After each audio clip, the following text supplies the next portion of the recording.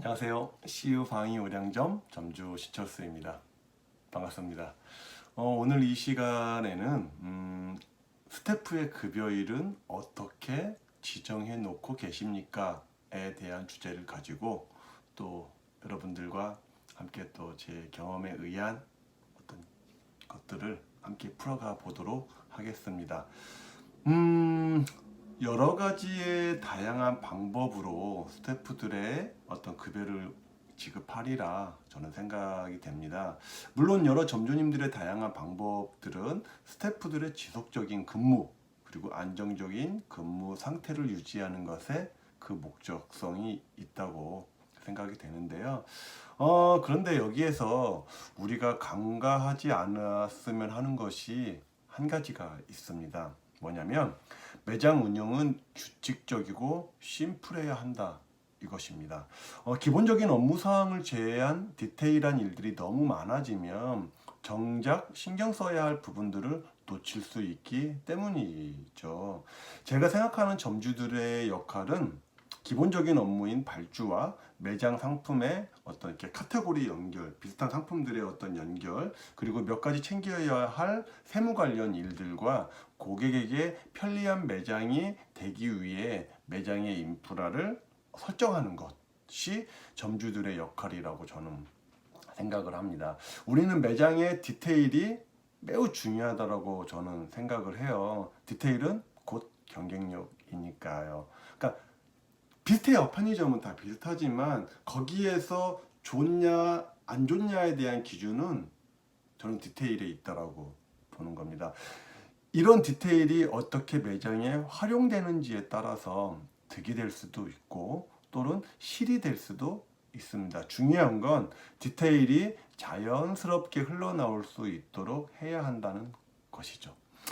점주의 역할이라고 생각하는 기본적인 업무들을 규칙성을 갖고 반복적으로 수행될 때 우리가 생각하는 디테일이 자연스럽게 매장의 여기저기로 흘러나오고 나가는 것입니다. 그래서 매장 운영은 규칙적이고 심플해져야 하는 이 전제 조건이 성립이 되셔야 됩니다. 이런 어떤 측면에서 본다면 제가 생각하는 급여일은 한 달에 한 번, 그러니까 뭐 입사한 친구들마다 이렇게 그렇게 일이 어떤 심플하지 못한 것들 보다는 급여일을 한 달에 한 번 어떤 규정을 만들어서 주는 게 좋고요. 그게 날짜가 13일이어야 한다라고 저는 생각을 합니다.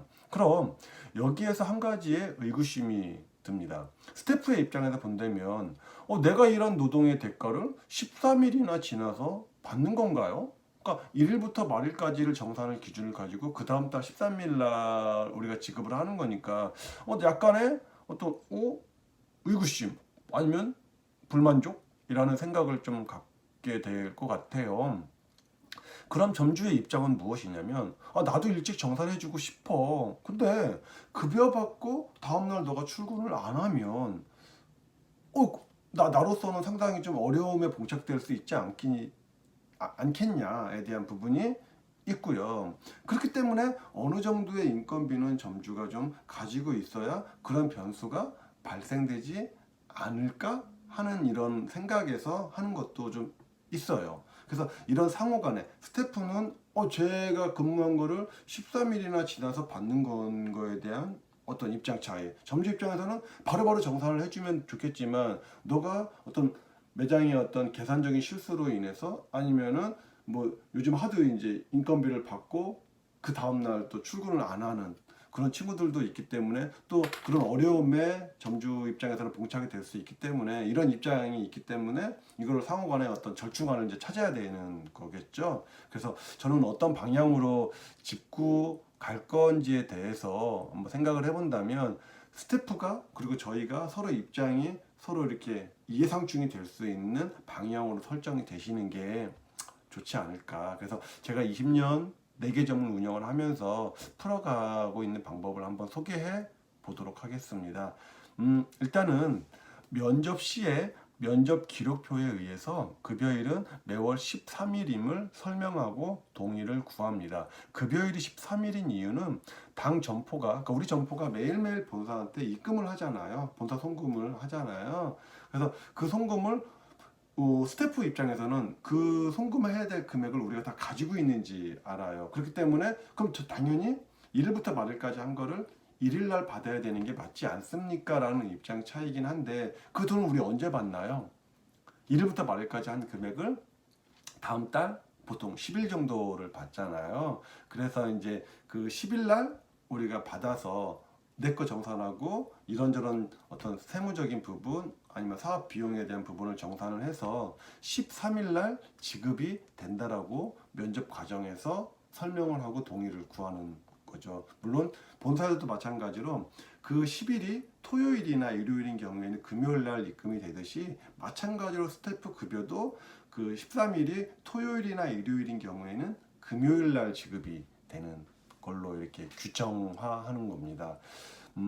그리고 그래서 여기서 좀 중요한 포인트 하나는 그 몇 가지가 있는데요. 한 세 가지 정도로 좀 중요한 포인트 한번 짚고 마무리하는 걸로 좀 하겠습니다. 하나는 급여에 관한 업무, 가불, 그리고 스태프별 다른 급여 지급일, 그러니까 입사일에 대한 뭐 지급일 등등 이런 급여에 관한 업무 처리에 많은 시간을 부여한다면 정작 점주 본연의 업무 처리에 지장을 줄 수 있다는 것이 한 가지 있고요. 두 번째, 스태프로 하여금 납득이 될 수 있는 급여 지급일을 설명해 주셔야 됩니다. 면접 과정에서. 위 두 가지는 급여 지급일을 결정하는 데 있어서 상당 부분 중요할 수 있습니다. 그리고 세 번째, 우리는 비즈니스를 한다라고 생각을 좀 하면 어떨까 싶어요. 그러니까 비즈니스를 하는 것이다 라는 생각의 연장선에서 본다면 한 번 내 호주머니에 들어온 돈은 비즈니스로 또 가는 게 아니라 집으로 흘러 들어가야 된다. 뭐 와이프의 호주머니로 흘러 들어가야 된다라고 저는 생각합니다. 이것이 진정으로 비즈니스를 통해 만든 실제 나의 머니, 나의 돈이라고 저는 생각을 합니다.